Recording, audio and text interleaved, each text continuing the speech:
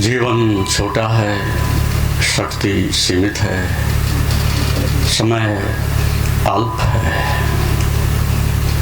इसीलिए उस आंतरिक प्रकाश की खोज करो जो सदा शांत है और सभी दुखों से परे है।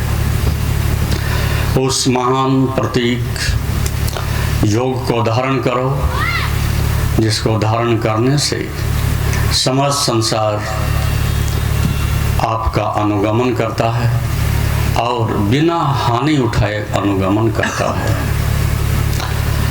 तथा स्वास्थ्य, शांति और सुव्यवस्था को उपलब्ध होता है। पहले तो इस संदर्भ में थोड़ी बात समझ लेनी जैसी है। मनुष्य की प्रौढ़ता समय लेती है। एक सुव्यवस्था देने में मनुष्य को एक अनुभव और अनुभव अतीत अवस्था को आने में समय लगता है। यदि आपको ठीक व्यवस्था दी जाए, जैसा कि ऋषि का उपदेश है, तो लगभग 25 वर्ष लगते हैं आपको एक प्रौढ़ता के आने में, जिसमें एक एक पल का, एक एक क्षण का, जीवन के प्रत्येक चरण का और समस्त इंद्रियों के एक संतुलन का, माता पिता और शिक्षा दीक्षा और सुसंस्कृत करने की सारी सुंदर व्यवस्था हो, तब आपको प्रौढ़ता प्राप्त होती है। इसलिए हमने मनुष्य को मनुष्य नहीं, मनुष्य त्वम पद लगाया है। अर्थात जब परम चेतना भी साथ में हो तब मनुष्य बनता है। साधारणतः मनुष्य है, प्राकृतिक है, उसका अपना को उपार्जन नहीं, अपनी को साधना नहीं, अपनी को दिशा नहीं, अपना को अनुभव नहीं।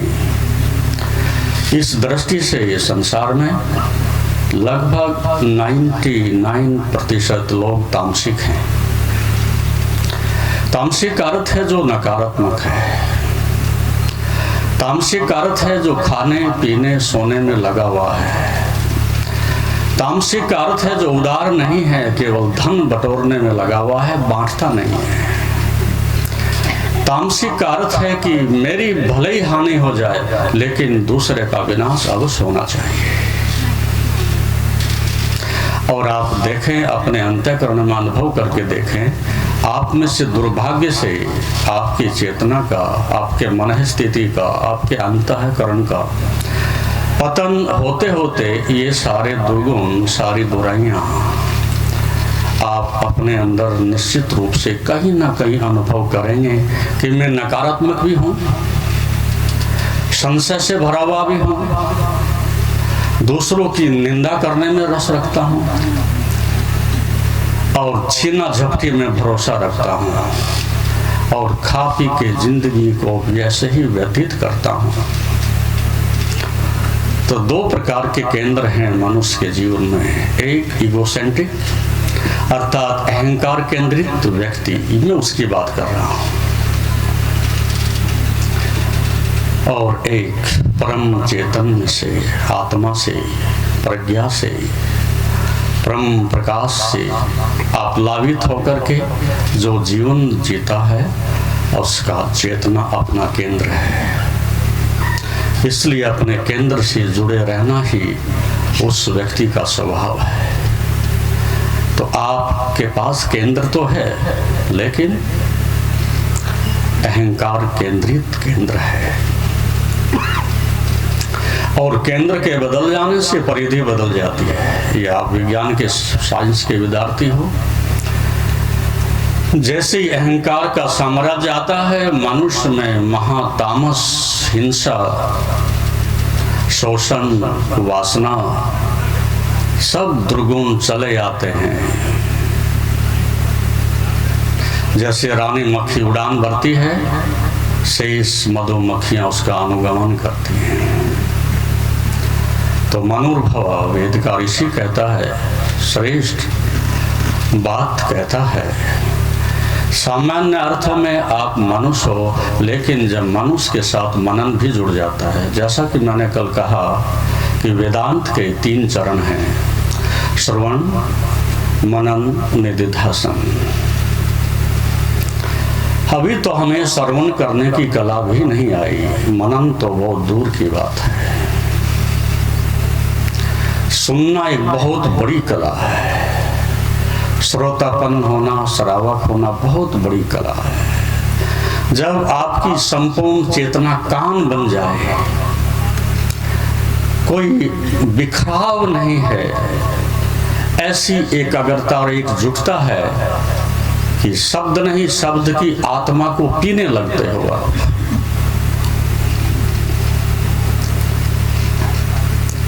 शब्द तो सबके पास हैं, लेकिन शब्द की आत्मा उसी के पास होती है जो उसकी कीमत देता है, उसकी साधना करता है, उसके ऊपर अत्यंत पुरुषार्थ करता है।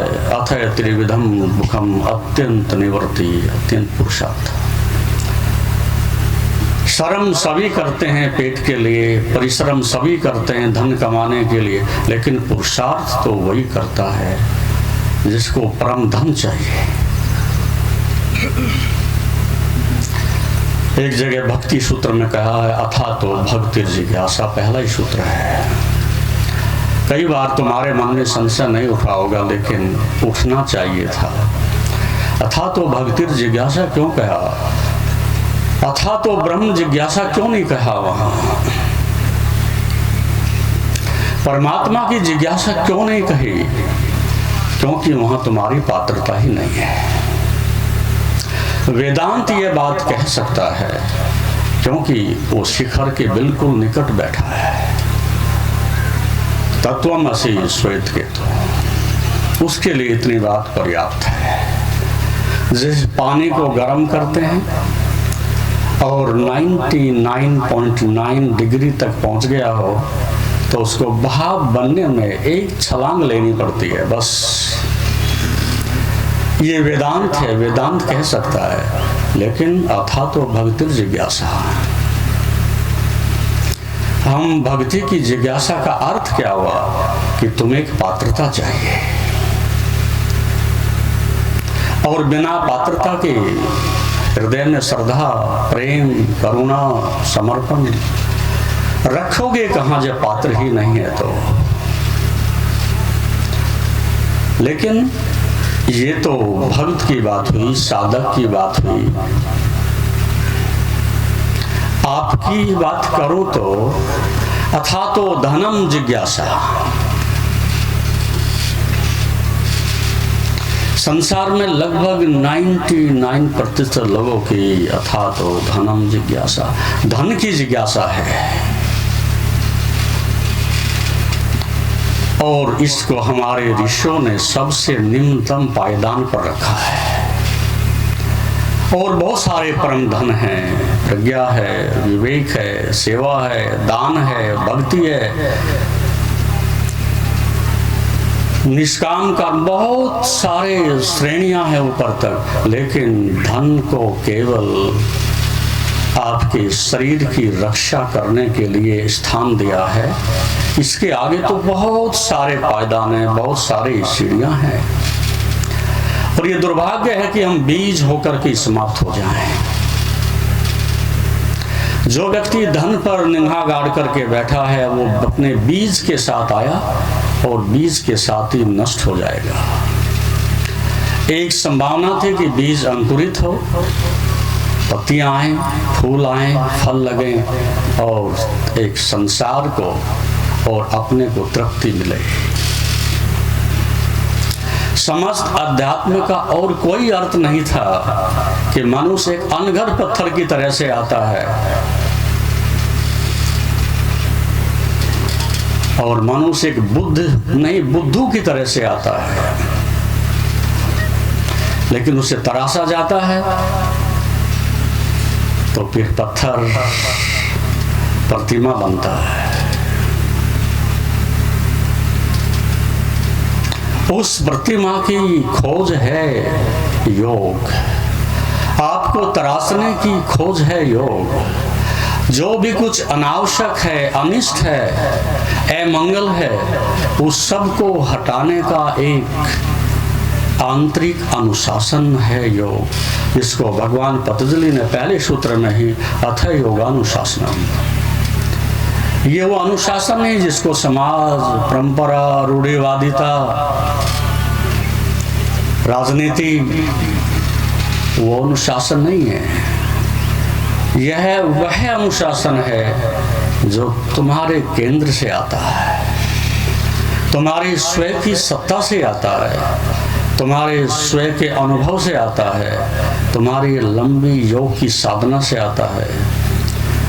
इसलिए जो व्यक्ति अपने स्वभाव में जीने लगता है वो परम स्वतंत्र हो जाता है। सांसारिक नियम तो चारों तरफ से बेड़ियों की तरह से बांधने के लिए हैं, और जब श्रेष्ठ सामर्थ्य होता है तो उसमें नियम नहीं के बराबर होते हैं, और जब निकृष्ट सामर्थ्य होता है तो वहाँ मनुष्य कहीं नहीं होता, नियम ही नियम होते हैं। जैसे कि यदि हम देखें, व्यक्ति कहता है कि मेरे राज्य में बहुत हॉस्पिटल हैं, बहुत बड़े बड़े जेल खाने हैं, और वो गरिमा से कहता है, लेकिन इसके पीछे ये भी तो सोचना चाहिए तुम्हारी प्रजा सारी बीमार हो चुकी है, तुम्हारी प्रजा सारी पाखंड में और दुराचार में लिप्त हो चुकी है, इसलिए जेल खाने बने, इसलिए बीमार हो औषधालय बने। और यदि पता चले कि पूरे देश में आश्रम ही आश्रम है, तो फिर नियम किसके लिए बनाने हैं? ना वहाँ कोई चोरी करता है, ना कोई झूठ बोलता है, ना कोई धन लोलुप है, ना कोई किसी का निरादर करता है। धर्म का अर्थ है व्यक्तिगत रूप से परम स्वतंत्रता आपको मिल गई है, और आपका अनुशासन है अपने ऊपर, और आपके ऊपर अनुशासन है दूसरों का आपके ऊपर। जब तक दूसरों का अनुशासन तुम्हारे ऊपर है, उतने तक तुम मनुष्य होने के योग्य भी नहीं हो। अब तुम्हारे ऊपर भरोसा ही नहीं, आप झूठ बोल सकते हो, चोरी कर सकते हो, निरादर कर सकते हो, बलात्कार कर सकते हो, कुछ भी कर सकते हो। यदि परम स्वतंत्रता आज 24 घंटे के लिए राष्ट्र को दे दी जाए, ये बात ध्यान से सुनना, 24 घंटे के लिए तुम्हें बिल्कुल स्वतंत्र कर दे राष्ट्र, तो क्या मंदिर जाओगे? क्या हिमालय की गुफा में आंख बंद करके बैठोगे? क्या आप गायत्री का पाठ करोगे? क्या बैठ करके शास्त्र पढ़ोगे? दिल से बताओ मुझे, ऐसा नहीं हो सकेगा।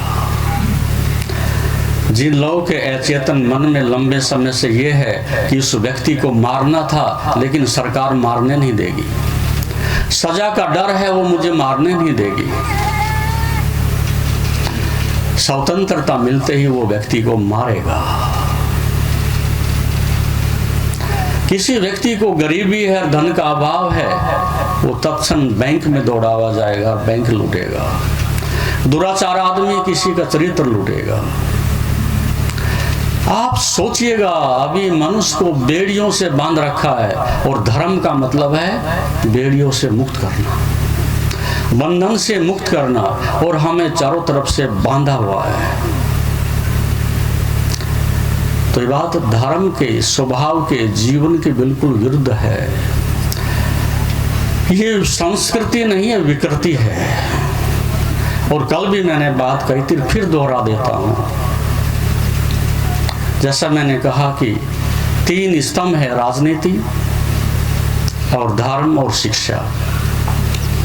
और शिक्षा में सबसे बड़ी बात जो होनी चाहिए थी कि मनुष्य की मानसिक समस्याओं का समाधान किया जाए, और राजनीति से मनुष्य की सामाजिक व्यवस्था की जाए, और धर्म से मनुष्य के अंदर एक परम स्वतंत्रता ज्ञान का उदय हो, ताकि उस पर सब भरोसा कर सकें।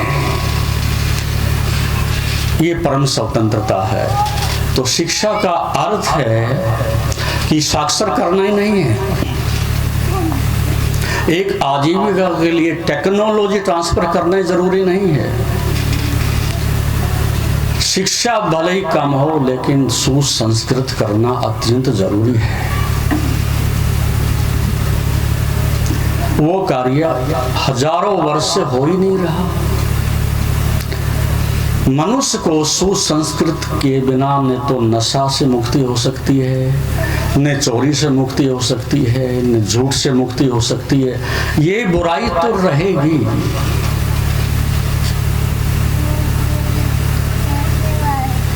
तो आंतरिक अनुशासन का अर्थ था कि अब किसी को किसी के देखने की जरूरत नहीं, अपना उत्तरदायित्व मैं अपने कंधों पर लेकर के चलता हूं। तब मनुष्य परम स्वतंत्र भी है और बिना हानि उठाए संसार की सेवा कर सकता है। अब तो आप कुछ भी करोगे, हानि हो जाएगी। और हम कई बार परिणाम को देख करके अनुमान लगाते हैं, लेकिन इसके विपरीत भी होता है। एक संस्मरण में पढ़ रहा था जापान का, वो बड़ी सुंदर बात है, शायद आपकी समझ से परे है। वहां तो एक जैन फकीर जीवन के लगभग अपने अंतिम 40 वर्षों तक जेल जाता रहा। जेल से जैसे बाहर आए, छोटी मोटी फिर चोरी कर ले, गवाह बन जाएं, चश्मदीद, और फिर उसको जेल रखना पड़े। दूर दूर तक उसकी ख्याति थी, प्रसिद्धि थी, लेकिन उसके शिष्य इस बात से घबराने लगे कि हमारा गुरु और जेल जाए, और इतनी बड़ी बड़ी बातें करता है और चोरी की आदत नहीं छूटती। अवसर मिलते किसी की बड़ी बड़ी चोरियां नहीं करते थे, छोटी छोटी करते थे, लेकिन सजा तो होती है, चोरी छोटी हो कि बड़ी हो। कई महीने फिर जेल रहते, फिर छूट आते, 10-20 दिन मुश्किल होते, फिर कुछ चुरा लेते। और गुरु को तो कम खतरा होता है, शिष्यों को ज्यादा खतरा होता है। अब जैसा कि शास्त्री जी कह रहे थे कि लोग यदि बाहर अनुशासनहीन है तो सोचना चाहिए कि गुरु भी जरूर कुछ तो अनुशासनहीन होगा ही। तो प्रत्येक शिष्य चाहता है कि मेरा गुरु ख्याति प्रद हो, ख्याति लब्ध हो, लोगों में उसकी बड़ी बड़ी श्रद्धा हो, तो ही मेरी पूजा हो सकती है। इसलिए हम बड़े गुरु को तलाशते हैं कि ताकि हम भी बड़े शिष्य हो जाएं। जैसे किसी बाप का बेटा मिनिस्टर हो जाए तो बाप भी छोटा मोटा मिनिस्टर तो हो ही गया, उसे क्या आपत्ति है मिनिस्टर होने में। तो शिष्यों ने कहा अब बहुत हो गया, बहुत हो गया, बताओ तो सही ये बात क्या है और अभाव क्या है आपके पास की चोरी करनी पड़े। उसने कहा जब तुम नहीं मानते तो मैं बता देता हूं, मेरी करुणा मुझे जेल ले जाती है। बोला करुणा का मतलब क्या? बोले वहां कुछ कैदी हैं,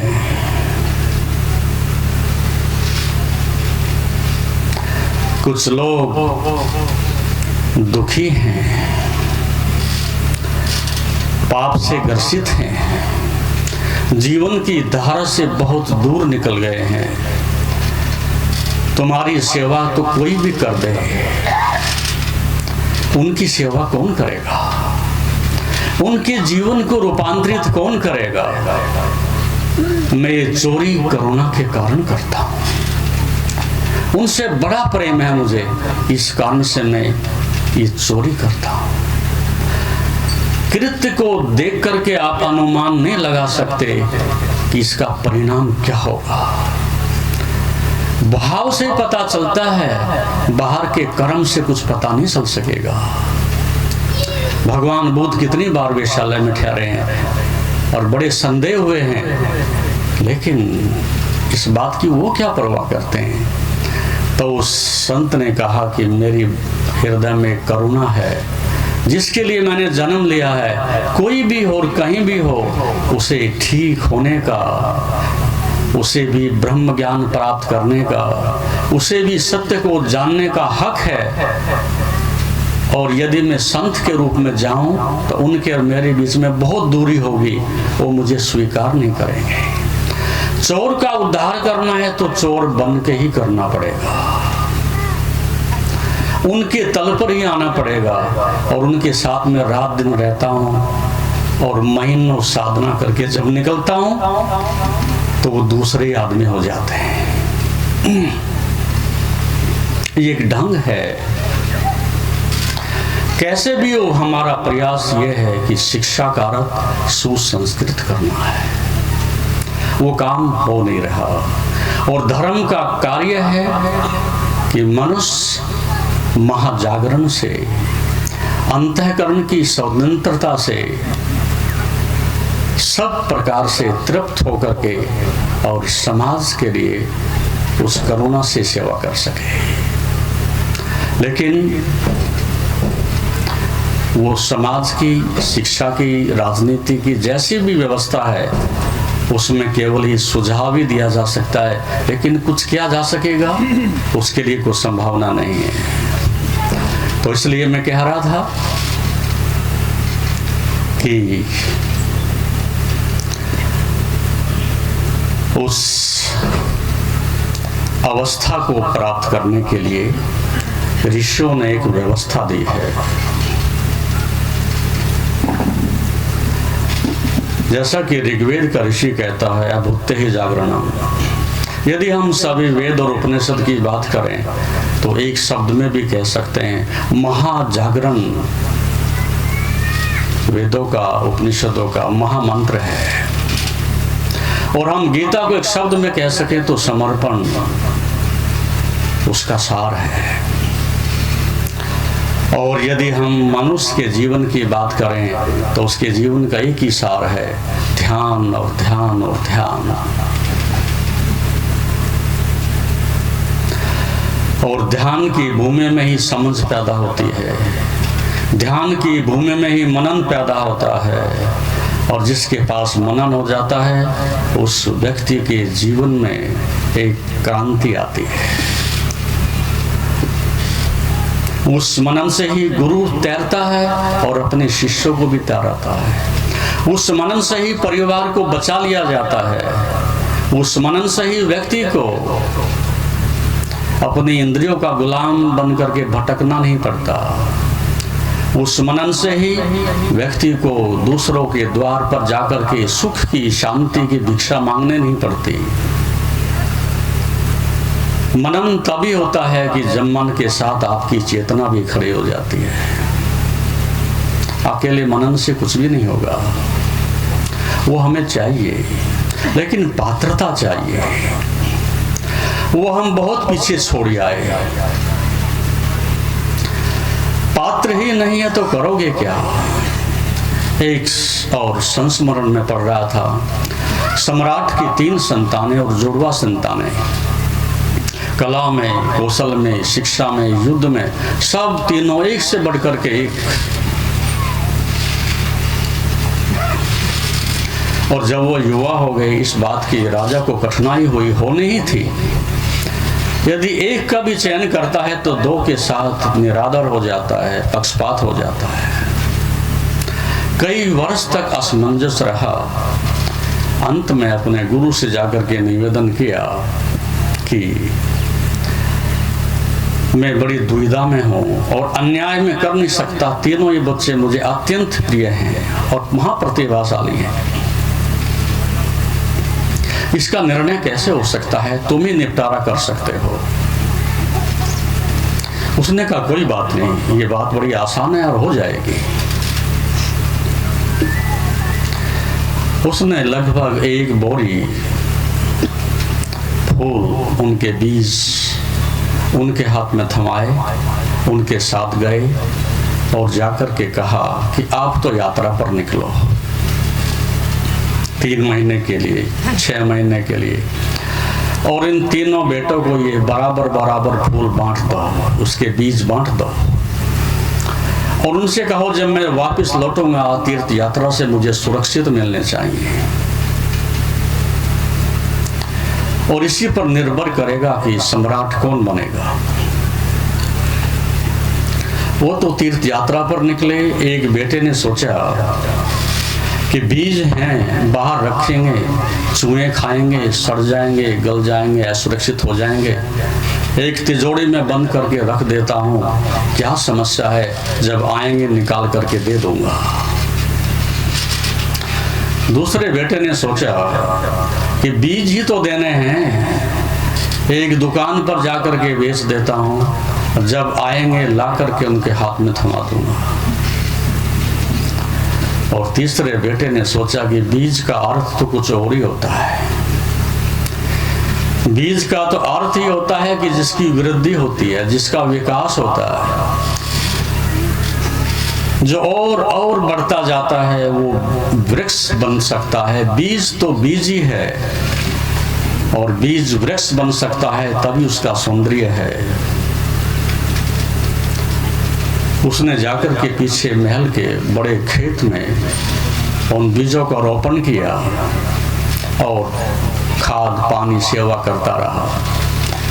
कई महीने के बाद जब पिताश्री वापस लौटे तो उन्होंने कहा कि लाओ बीज सुरक्षित हैं। पहला बेटा गया और तिजोरी में से बीज निकाले, तब तक सड़ चुके थे, उसमें से दुर्गंध आ रही थी। पिता ने कहा कि बेटे मैंने तो तुम्हें बड़े सुंदर सुगंध से युक्त बीज अर्पित किए थे, लेकिन ये तो सड़ चुके हैं, इनकी जीवनी शक्ति समाप्त हो चुकी है। और यदि तुम्हारी यही बुद्धि है, इतनी समझ है, तो तुम इस राष्ट्र को भी सड़ाओगे। तुम इस देश का विकास नहीं कर सकते, इससे सिद्ध होता है। और दूसरे बेटे से कहा कि तुम्हारे बीज, वो तत्क्षण दुकान पर दौड़ा गया और बीज उठा करके ले आया कि ये रहे पिताश्री बीज। पिता ने कहा ये बीज वो बीज नहीं है जो मैंने दिए थे, वो बीज ही अनूठे थे और मेरे गुरु के द्वारा स्पर्श किए हुए थे। वो साधारण बीज नहीं थे, वो मेरे गुरु ने सुसंस्कृत करके दिए थे। ये तो बाजार के बीज हैं, मुझे वही बीज चाहिए, लेकिन ये संभव नहीं था। उसने कहा आप भी इस राष्ट्र को अधिक सुविकसित करने में, सुंदर बनाने में सहयोग नहीं दे सकते। और तीसरे बेटे से कहा आप, उसने कहा पिताश्री मेरे साथ चलो। वो उसको उस खेत पर ले गए जहाँ चारों तरफ सुगंध और रंग बिरंगे फूल खिले हुए थे। देखते ही मंत्रमुग्ध हो गए सम्राट। उसने कहा तुम इस देश को सुगंध से भर सकते हो, इस जीवन में, इस प्रजा में एक काव्य और संगीत पैदा कर सकते हो, और तुम विकासमान हो, तुम्हें साम्राज्य सौंपा जा सकता है। हमारे पास बीज है, लेकिन उसकी फसल, उसकी खेती, उसकी उपजाऊ भूमि वो ध्यान से ही तैयार होती है। यही तुम्हारा परम धन है। तो अधिकांश लोग धन केंद्रित हैं, इसलिए चूक गए, बीज बन के ही चले जाएंगे। दूसरा तल होता है देह का तल, वासना का तल।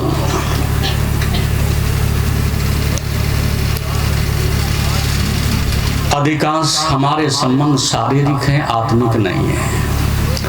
सोचो आप, मेरी बात से कुछ लगेगा, 99% लोग तामसिक और भौतिक और धन और शरीर के लोलुप हैं। क्या ये बात सत्य नहीं है? आप अपने जीवन को अस्वीकार करें, जैसा है देखें, तो सारे संसार की यात्रा वासना और धन पर समाप्त हो जाती है। तो फिर प्रज्ञा की खोज के चरण से उठ करके जब दूसरे पर आते हैं, और धन भी हम वासना के लिए कमाते हैं, धर्म के लिए तो कमाते नहीं, दान के लिए तो हम कमाते नहीं। उस धन का भी हम दुरुपयोग वासना के लिए ही करते हैं, ताकि किसी को खरीदा जा सके, किसी का शोषण किया जा सके। वो धन भी कबाड़ में जाता है, उसके साथ वो भी सड़ जाता है। इसलिए ध्यानी के हाथ में धन दो तो अमृत बनता है, और संसारी व्यक्ति के धन हाथ में दो तो सड़ जाता है, और सड़ रहा है। आज दुनिया में जितना धन है कभी नहीं था, लेकिन आदमी आज जितना दुखी है कभी भी नहीं था। जैसे जैसे समृद्धि बढ़ती है वैसे वैसे दुख क्यों बढ़ता है? होना तो यही चाहिए था कि अब से हजारों वर्ष पहले हम सोचते थे जिस दिन धन होगा, शिक्षा होगी, मनुष्य स्वर्ग में होगा। लेकिन आज शिक्षा भी है और धन भी है, लेकिन आदमी तो महानरक में है। क्यों? क्योंकि वो बुद्धि नहीं है धार्मिक, वो समझ नहीं है जो ध्यान से आती है। ना समझ आदमी के हाथ में सत्य भी दे दो तो झूठ से बदतर सिद्ध होता है, पात्रता ही नहीं है। तो पहले चरण के लोग धन पर समाप्त हो रहे हैं, दूसरे चरण के लोग वासना पर समाप्त होते हैं। लेकिन यदि मेरे से पूछा जाए और दोनों में से चुनाव किया जाए, मैं धन से वासना वाले को पसंद करूंगा। दोनों में से चयन किया जाए, क्योंकि धन एक पत्थर है, धन एक कागज है, धन एक जड़ता है, धन एक मनुष्य के जीवन की सबसे निम्नतम व्यवस्था है। वासना में कम से कम व्यक्ति दूसरे को कुछ तो देता है, चाहे वासना के माध्यम से देता है, कम से कम आदमी को आदर तो देता है, किसी को नजदीक तो लाता है, किसी के लिए दौड़ता तो है, किसी के लिए सपने तो देखता है। एक पायदान उससे ऊपर तो अवश्य है, कुछ तो क्रिएटिविटी करता है, लोभ से करता है भलाई।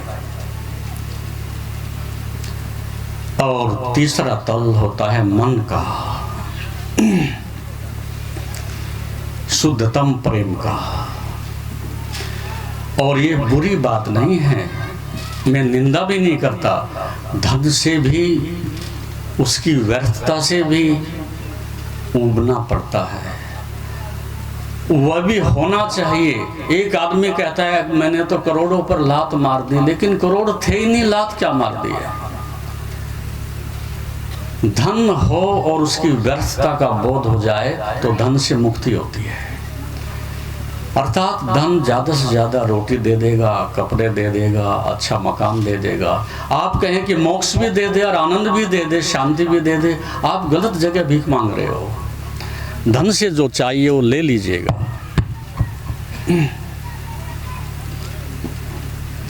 हेलो, धन से जो चाहिए वो ले लीजिएगा और आगे बढ़िएगा। तो संसार में दो तरह की पागलपन है। एक आदमी कहता है मैं धन को स्पर्श ही नहीं करता, ये भी एक पागल आदमी की उपज है।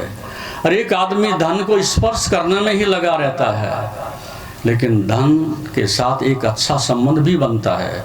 वो कौन सा? धन हो और धन के ऊपर पकड़ ना हो।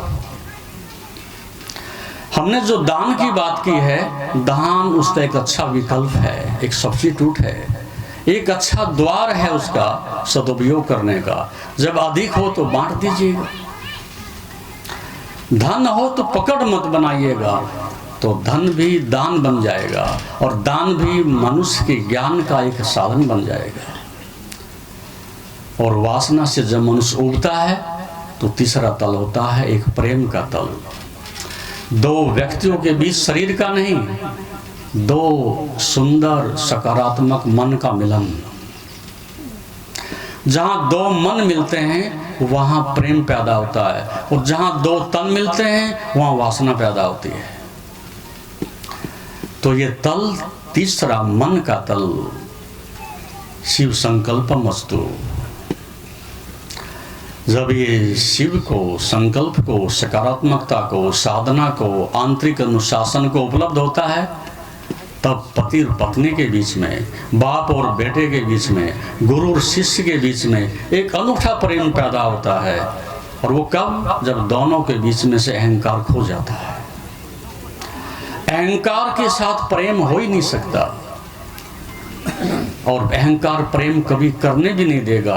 अहंकार शत्रु है प्रेम का। जब बालवत सरल हो जाते हो, मैं बड़ा हूं, ये अहंकार गिर जाता है, तब प्रेम का तल ऊपर आता है। और फिर चौथा तल आपके ध्यान का तल, धर्म का तल, आनंद का तल, आत्मा का तल, शांति का तल। ये अंतिम तल है जो मुक्ति देता है, मोक्ष। अब आप सोचो कि कहाँ से उठना है, कहाँ से यात्रा करनी है और कहाँ पहुँचना है। जीवन गुजरा रोते धोते, फूट रहे हैं खून के स्रोते। त्यागी भोगी, भोगी त्यागी होते, तिनका साथ नहीं ले जाते। चल उड़ जा रे पंछी, उड़ जा रे पंछी। घर घर है दुखों का डेरा, सोना है यह रहन बसेरा। छाया है घोर घन अंधेरा, दूर अभी है सुख का सवेरा। चल उड़ जा रे पंछी, उड़ जा रे पंछी, इस बस्ती से उड़ जा रे पंछी। सुख के दिन काटे हंस खेल करके, दुख के दिन भी हंस खेल करके काट। समझ लेना, सुख के दिन काटे हंस खेल कर, दुख के दिन भी हंस खेल करके काट। मधु का स्वाद लिया है तो विष का भी स्वाद बताना होगा। खेला है, अपनाया है फूलों को तो कांटों को भी अपनाना होगा। जीवन का है पद यही, धूप और छाया संग रहती। चल उड़ जा रे पंछी। इस प्रकार से तुम्हारा जीवन और इसकी व्यवस्था और साधन आप बना सकते हो। मैं प्रभु से यही प्रार्थना करूंगा कि तुम उठो, चरेवेति, जागो और अपने परम धन की खोज करो। ओम शांति।